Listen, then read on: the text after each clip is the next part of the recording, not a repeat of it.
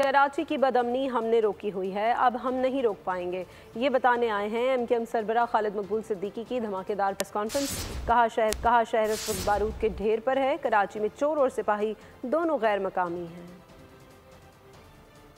अमन-ओ-अमा पर सबको बड़ा एतराज है। किस तरह हमने इन 15 सालों में जमहूरियत का बोझ अपने सीनों पर उठा के रखा है, अपने कांधों पे उठा के रखा है। कराची इस वक्त बारूद की ढेर पे आबाद एक शहर है। कराची के अमन का रोना रोने वालों को ये पता होना चाहिए, कराची की बदअमनी की असल वजह चोर और सिपाही दोनों का गैर मुकामी होना है। 50 थानों में गैर मुकामी SHOs है। आज सूरत हाल इससे भी ज़्यादा है। मर्दमशुमारी आधी से भी कम दिखाई जाती रही है।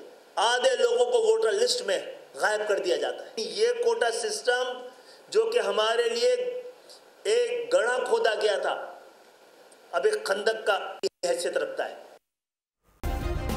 सब्सक्राइब करें और बेल दबाएं ताकि कोई खबर रह न जाए।